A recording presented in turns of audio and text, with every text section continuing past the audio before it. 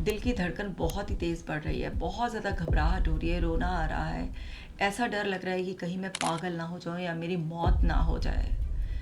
इतना ज़्यादा जब डर लगता है, इतनी बुरी जब हालत होती है, बॉडी इस तरीके से ओवर रिएक्ट करती है, तो इस स्टेट को कहते हैं panic state. Panic attack scary होते हैं पर लाइफ थ्रेटनिंग नहीं होते। ये डेंजरस लगते हैं बट रियल डेंजर नहीं होता। हमारा माइंड थ्रेट्स को परसीव कर रहा होता है, एस्टिमेट कर रहा होता है कि एक बहुत ही डेंजरस सिचुएशन है। इस वजह से हमारे अंदर केमिकल रश होता है जिसमें अड्रेनलिन, कॉर्टिसोल जैसे केमिकल्स ज़्यादा रिलीज़ हो रहे होते हैं, जिसकी वजह से इतने ज़्यादा फिज़िकल सिम्टम्स आ रहे होते हैं और इमोशनली हमें ऐसा लगता है कि हमारा कंट्रोल चला जाएगा और हम बहुत ही ज़्यादा पैनिक कर रहे होते हैं। हेलो माय डियर वंस, आज इस वीडियो में मैं पैनिक अटैक के बारे में डिटेल में बात करने वाली हूँ कि पैनिक अटैक जितना स्कैरी लगता है उतना होता नहीं है। आखिर आपके ब्रेन में, बॉडी में क्या चल रहा होता है जिसकी वजह से आप इतना पैनिक मोड में चले जाते हैं।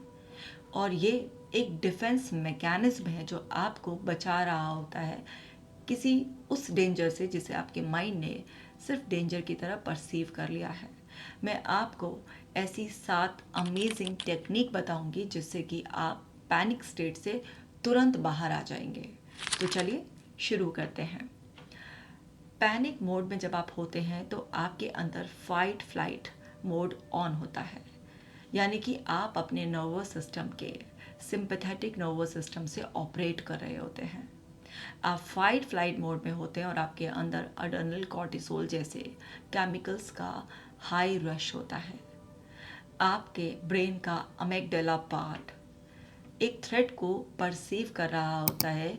वो थ्रेट एक्चुअल थ्रेट नहीं होती है, सिर्फ आपके माइंड के द्वारा परसीव्ड थ्रेट होती है जिस पर वो बिलीव कर रहा होता है। और क्योंकि आपके ब्रेन का ये part better safe than sorry policy पर भरोसा करता है, वो रिस्क नहीं लेना चाहता, वो एक भी फॉल्स अलार्म को भी मिस नहीं करना चाहता, चाहे उसे 100 और थाउजेंड्स ऑफ फॉल्स अलार्म्स को सेट ऑफ करना हो, वो करेगा। लेकिन वो एक रियल डेंजर भी मिस नहीं करना चाहता, क्योंकि आपका लिम्बिक ब्रेन जिसका पार्ट है अमेगडाला, वो अभी भी better safe than sorry policy पर चल रहा है।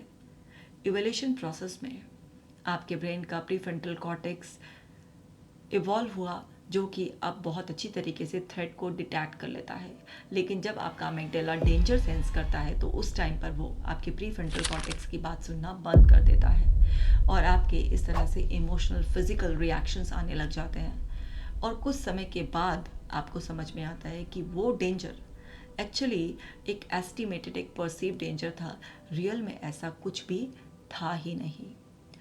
आपका ब्रेन अभी भी इमेजिनेशन और रियलिटी में बहुत कोई खास डिफरेंस कर नहीं पाता है, और यही दो ऐसी डाउनसाइड हैं जिसकी वजह से इस तरीके की स्टेट में हम लोग चले जाते हैं। अब क्योंकि अड्रेनल और कॉर्टिसोल जैसे केमिकल्स का रश है और आपके ब्रेन से बहुत ही रिपीटेड और बहुत ही फास्ट सिग्नल्स बॉडी को आ रहे हैं, बॉडी इमरजेंसी मोड में फाइट और फ्लाइट के लिए तैयार हो रही है। तो इसलिए आप वो सारे के सारे, चाहे आपका रेसिंग हार्ट हो, चाहे आपको शिवरिंग हो रही हो, चाहे आप बहुत ज़्यादा एक्सेसिवली रो रहे हो, या आपको ऐसा लग रहा है कि आप पागल हो जाएंगे, या आप स्टक हो गए हो, ट्रम्बलिंग, शेकिंग, किसी भी तरीके के कोई भी सिम्टम्स अगर इंटेंसली आप फील कर रहे हैं, आप स्टक हो गए हैं, ये सब उसी वजह से हो रहा है क्योंकि आपके ब्रेन का वो पार्ट अमिगडाला जिद पर अड़ गया है कि ये खतरा है, खतरा है, खतरा है। और पैनिक अटैक किसी को 5-10 मिनट से लेकर 25-30 मिनट तक अपने आप ही ख़त्म हो जाता है। बट ये जो पीरियड होता है, ये बहुत ही पेनफुल पीरियड होता है। जो एक्सपीरियंस कर चुके हैं उनको पता है कि ये कितनी बुरी फीलिंग होती है। उस टाइम पर आपको ऐसा लगता है कि इससे तो जान ही चली जाए वो ज़्यादा अच्छा है, इतना ज़्यादा तकलीफ़ भी हो सकती है। तो पैनिक अटैक बहुत स्केरी होते हैं। अब आपका ब्रेन ही इस तरीके के सिग्नल्स बॉडी को भेज रहा है, इसलिए बॉडी इस तरीके से बिहेव कर रही है। अगर हम बॉडी की एंड ब्रेन की उस टाइम की कंडीशनिंग तोड़ दें और पैनिक मोड में जो हमारा बॉडी एंड ब्रेन है उसे रिलैक्स करने में मदद करें और धीरे धीरे फिर समझें और अपने ब्रेन को और बॉडी को रीट्रेन करें चैलेंजिंग सिचुएशन में भी रिलैक्स रहने के लिए, तो बात बन जाएगी और धीरे धीरे वो पैनिक वाले फेज से आप बाहर आ जाएंगे। पैनिक अटैक एक तरीके का डिफेंस मैकेनिज्म है। जब आपका ब्रेन ये सेंस कर रहा होता है कि कोई चीज़ आपके लिए रियल डेंजर है, तो उस टाइम आपको उस चीज़ से बचाने के लिए, ताकि आप एस्केप करें, आपका ब्रेन आपको इस मोड में डाल देता है। बट ये डिफेंस मैकेनिज्म एक अनहेल्दी डिफेंस मैकेनिज्म है जो लाइफ में और चैलेंज ऐड कर देता है। और क्योंकि आपके हिप्पोकैम्पस में ये सारे एक्सपीरियंसेस स्टोर होते हैं, तो नेक्स्ट टाइम आपके लिए और भी ज़्यादा पेनफुल हो जाता है, क्योंकि एक पैनिक अटैक को एक्सपीरियंस करने के बाद एक पर्सन फिर से पैनिक अटैक ना आ जाए इसके लिए डरता रहता है, और इसी डर के साए में उसका टाइम पीरियड गुजरता है और धीरे धीरे आपकी कंडीशनिंग हो जाती है छोटी छोटी बातों पर भी पैनिक मोड में जाने की। और ये बहुत ही रिपीटेडली जब होने लगते हैं तो बहुत ही ज़्यादा और पेनफुल और स्कैरी लगते हैं। तो हमें इस पैनिक फेज से बाहर ही आना है। तो जब भी कभी आपको पैनिक अटैक आएगा, उस टाइम आप एक हेल्पलेस स्टेट में होंगे टेम्परेरली। उस टाइम पर आप अपनी हेल्प नहीं कर पाएंगे, उस टाइम पर तो कोई दूसरा ही आपकी हेल्प करेगा। तो ये वीडियो सभी के लिए यूज़फुल है, उनके लिए भी जो पैनिक अटैक से सफ़र कर रहे हैं और उनके लिए भी जो फैमिली मेम्बर्स हैं। तो जब भी किसी को पैनिक अटैक आ गया है और पहले से ही आप उसके बारे में अवेयर नहीं थे कि आप अर्ली साइंस नहीं पकड़ पाए, तो उस टाइम पर आप क्या करें, जिस पर्सन को आप पैनिक मोड में देखें, आप उसको ठंडे पानी का एक्सपोजर कराएं। आप उसके मुंह पर थोड़ा जेंटली, ये नहीं कि एकदम से आपने छपाक से उसको ठंडा पानी में डाल दिया कि और वो डर गया, नहीं, आप जेंटली कोल्ड एक्सपोजर, कुछ बर्फ़ को अपने हाथ में लेकर और आइसिंग इस तरीके से आप ना उसके चेहरे पर वो करें, उसके हाथों में इस तरीके से आइस लगाएं। तो इससे ना उसको एक रिलैक्सेशन फील होना शुरू हो जाएगा। उसके हाथों पैरों को रब करें, उसके पैरों में आप तेल लगा दें, आप उसके सीने पर हाथ रखें और आप उसे लगातार पॉजिटिव सजेशन देते रहें कि तुम बिल्कुल सेफ़ हो, मैं तुम्हारे साथ हूँ, तुम अपने घर में हो, घर में नहीं भी है कहीं पर भी है तो आप उस प्लेस का नाम लेकर उसको बार बार रिपीटेडली सेफ्टी के सजेशन दें। 5 मिनट के अंदर धीरे धीरे वो रिलैक्स होना स्टार्ट हो जाएगा पर्सन, आपके रिपीटेड सजेशन देने की वजह से और आपका हाथ उसके चेस्ट पर जेंटली रखने की वजह से। तो उसे एक सेंस ऑफ सेफ्टी फील होगी, क्योंकि आपके टच से उसे ऑक्सीटोसिन का एक रश मिलेगा और अंदर उसके एक सेफ्टी का एहसास होगा। आप उसको कोल्ड एक्सपोजर कराएंगे तो उससे पैरासिम्पैथेटिक जोन में जाना उसके लिए आसान हो जाएगा। आप उसके हाथ पैर रब कर रहे होंगे तो अगेन उसके अंदर रिलैक्सेशन इंड्यूस कर रहे होंगे तो वो रिलैक्स हो जाएगा। फिर उसको रिलैक्स करने के बाद आप उसे 5 मिनट डीप ब्रीदिंग कराएं, उससे वो और ज़्यादा रिलैक्स हो जाएगा, सिंपैथेटिक से पैरासिम्पैथेटिक में बिल्कुल शिफ्ट हो जाएगा। और फिर उसे शांत करने के बाद उससे पूछें कि इस पैनिक से पहले उसके अंदर क्या फीलिंग्स थी, वो क्या सोच रहा था, क्या उसके एनवायरनमेंट में ऐसा हुआ, और 3-4 इवेंट जो उससे पहले के हुए उस सबको रिकॉल करने में मदद करें और उसकी जर्नलिंग कराएं, ताकि वो समझ पाए कि उसके पैनिक के क्या कॉजेज़ हैं, कौन से इमोशंस की लेयर है और क्या स्टोरी है उसके पीछे की।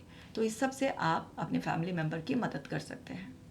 अब आप वो समझिए कि आप खुद ही अपनी मदद कर सकें। कैसे? आप ना अर्ली साइंस पकड़िए। पैनिक अटैक कई बार स्पेसिफिक टाइम पर भी आता है और कई बार टाइम बे टाइम पर आ जाता है। कई बार किसी पर्टिकुलर प्लेस में आता है, कई बार किसी पर्टिकुलर पर्सन के सामने आ सकता है और कई बार बहुत अनप्रडिक्टेबल वे में भी आ सकता है। कैसे भी आ रहा है, अंडरस्टैंड कीजिए कि अर्ली साइंस कि जब भी आप पैनिक मोड में जाते हैं, क्योंकि आपने जर्नलिंग की भी है, तो आपके साथ होता क्या है। जब थोड़ा सा आप रिलैक्स हो जाएंगे, होश में आएंगे, तो याद करके आप लिख सकते हैं। कुछ लोग कहते हैं कि मुझे याद नहीं रहता उस वक्त मेरे साथ क्या हुआ, बट जितना भी है उतना आप लिखें, या दूसरे लोगों पर भरोसा करें, वो जो बता रहे हैं उसको लिखें और अंडरस्टैंड करें और अर्ली साइंस पकड़ने की कोशिश करें कि जब भी आपके साथ पैनिक की फीलिंग आ रही है तो कोई पर्टिकुलर टाइम, कोई पर्टिकुलर ट्रिगर, या आपकी ब्रीदिंग अनइवन हो जाती है, या फिर आपकी हार्ट बीट थोड़ी फास्ट हो जाती है, आपको ट्रबलिंग शेकिंग क्या होता है, या आपके अंदर कुछ थॉट्स पागल हो जाने के, अपना कंट्रोल पूरी तरीके से खो देने के, मर जाने के क्या आते हैं।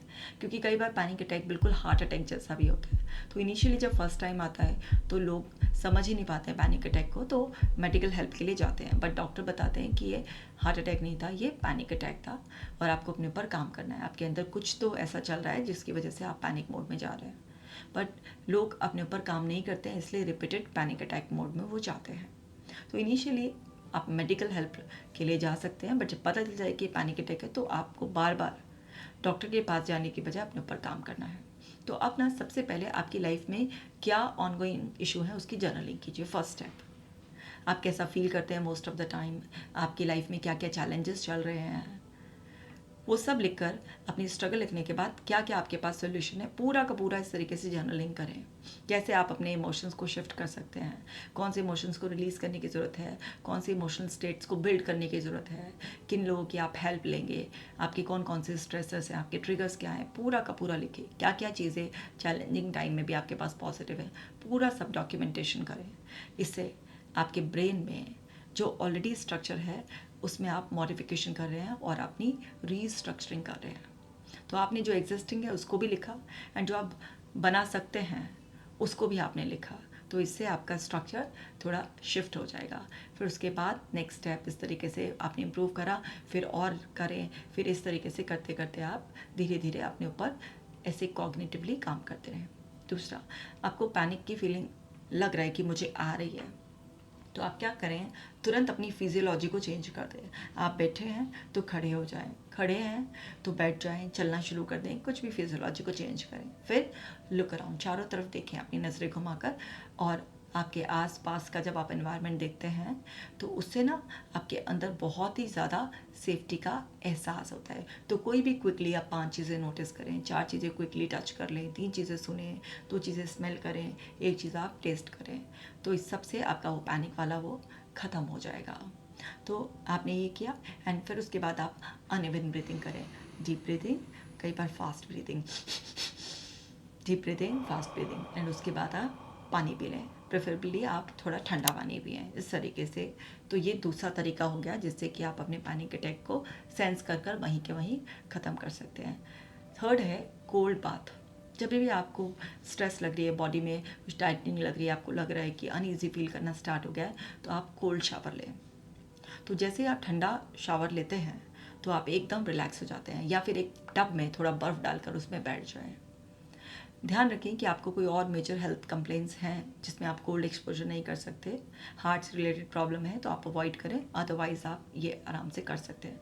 और अगर आप बैठ भी नहीं सकते एक बर्फ़ के टब में, तो आप ठंडे पानी के छपके अपने मुंह पर डालें, तो इससे तुरंत आप जो है ना रिलैक्स होना स्टार्ट हो जाते हैं। तो ये कोल्ड एक्सपोजर बहुत ही ज़्यादा इम्पॉर्टेंट है। फोर्थ, आप ना बॉक्स ब्रीथिंग करने की आदत डालें। दिन में कम से कम 5 बार, जब आप किसी भी स्ट्रेस वाले फेज से गुजर रहे हैं, कोई लाइफ में ऐसी सिचुएशन है जो कि आपको कुछ ना कुछ छोटा मोटा स्ट्रेस ऐड ही कर रही है, तो ऐसे वाले फेज में तो खास तौर से कम दिन में 5 बार 5-5 मिनट, टोटल कलेक्टिवली 25 ही मिनट होंगे ज़्यादा, तो इसलिए बर्डन लेने की कोई ज़रूरत नहीं। 5-5 मिनट आप बॉक्स ब्रीथिंग करें। बॉक्स ब्रीथिंग का क्या रूल होता है, 4 सेकेंड में आपने सांस ली, फिर 4 सेकेंड तक आपने उसे होल्ड किया, फिर 4 सेकेंड में आपने सांस छोड़ी, फिर से 4 सेकेंड के लिए होल्ड किया।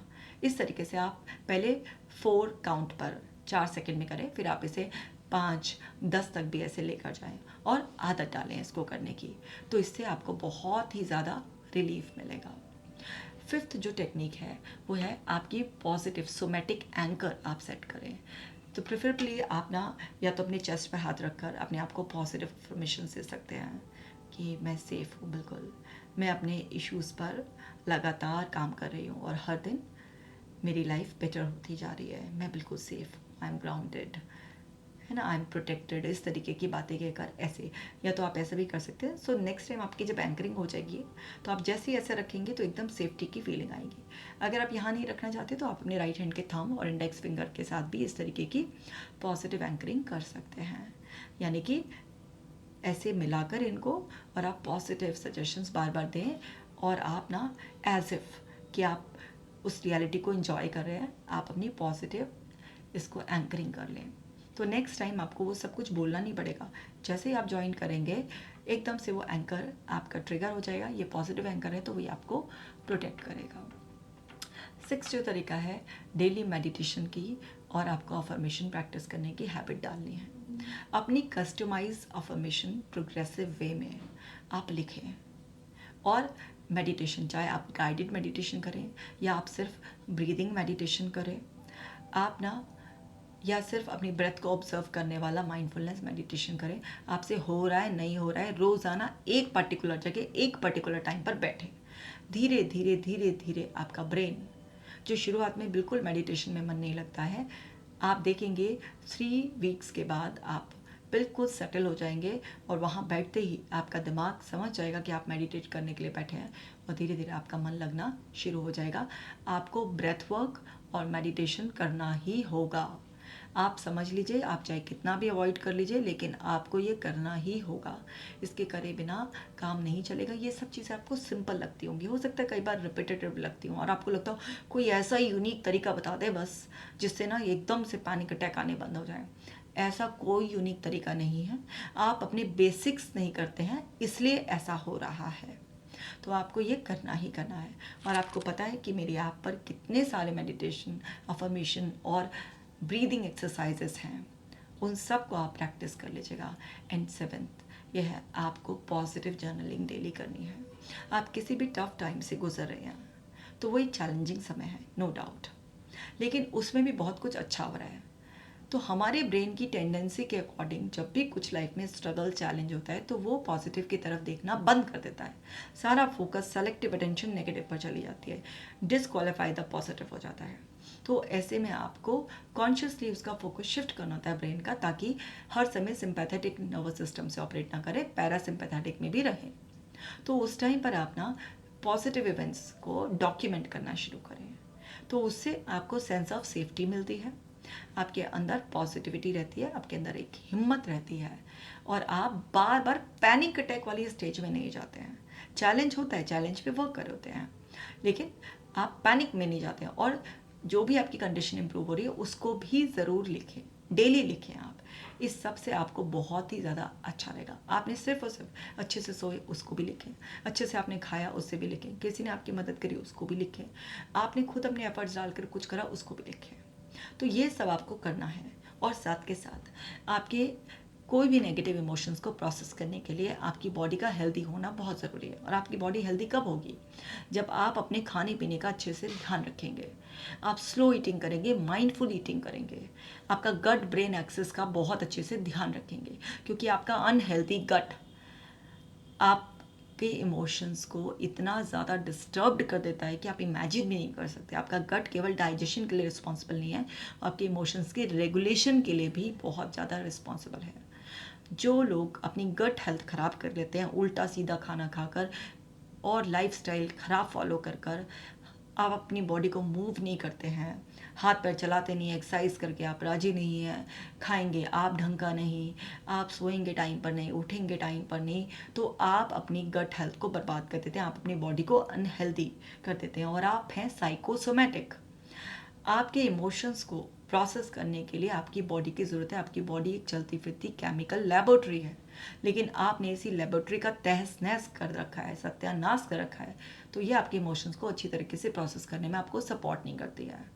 और ब्रेन से जो फॉल्स सिग्नल्स भी मिल रहे होते हैं उस पर भी ओवर रिएक्ट करना स्टार्ट कर देती है। तो आपको बॉडी को स्ट्रॉन्ग करना है और आपको माइंड को भी साइको एजुकेट करना है, यानी कि आपकी लाइफ में जो भी प्रॉब्लम चल रही है उसे एक्नॉलेज करो, डिनायल में मत रहो। डिनायल एक बहुत ही ख़राब डिफेंस मैकेनिज्म है जो टेम्परेरी आपको प्रॉब्लम से डिस्कनेक्ट करता है, लेकिन आपकी प्रॉब्लम एक्चुअली बढ़ाता रहता है। और आप प्रॉब्लम को एक्नॉलेज कर कर उसका क्या सोल्यूशन है उसको देखो। जो आपके कंट्रोल में है उस पर एक्शन लो, जो आपके कंट्रोल से बाहर है उसे इस विश्वास के साथ कि जो जब होगा वो मेरे अच्छे के लिए ही होगा, उसे छोड़ दो। जिस चीज़ को आप इन्फ्लुएंस कर कर धीरे धीरे अपने कंट्रोल में कर सकते हैं उसके लिए एफर्ट्स डालो, लेकिन जो चीज़ें कंट्रोल से बाहर हैं उनके पीछे भागने की कोशिश करोगे तो पैनिक मोड में आओगे ही आओगे। जो भी लोग पैनिक से सफ़र कर रहे हैं एकदम से वो ऐसी स्टेट में नहीं पहुँचे हैं, धीरे धीरे धीरे धीरे ऐसी स्टेट बन गई है। तो धीरे धीरे ही आप इस स्टेट से बाहर आएंगे। कोई जादू की कल्पना ना करें। अगर कोई क्लेम भी कर रहा है कि एकदम से आपके सारे पैनिक अटैक्स ख़त्म हो जाएंगे, नहीं होते हैं। आपको कॉन्शियस और सबकॉन्शियस दोनों लेवल पर काम करना है। जब मैं पैनिक अटैक्स को दूर करने की थेरेपी भी करती हूँ, हिप्नोथेरेपी भी, तो उसकी भी 5-6 सिटिंग लगती हैं, ना कि एकदम से मैजिकली हो जाता है। और कॉन्शियसली तो जब आप इस पर काम करते हैं तो आपको कुछ महीनों का समय लगता ही लगता है, वो पेशेंस आपको रखना ही पड़ेगा। सो माय डियर वंस, आज की वीडियो में इतना ही। ये वीडियो बहुत ही यूज़फुल है सबके लिए, इसलिए ज़रूर शेयर करें, दूसरे लोगों की भी मदद करें। अगर आप इंग्लिश में कंटेंट देखना चाहते हैं तो कशिका केयर्स को भी आप सब्सक्राइब कर लें। मैं मिलूंगी आपसे नेक्स्ट वीडियो में। आप अपना खास ख्याल रखना।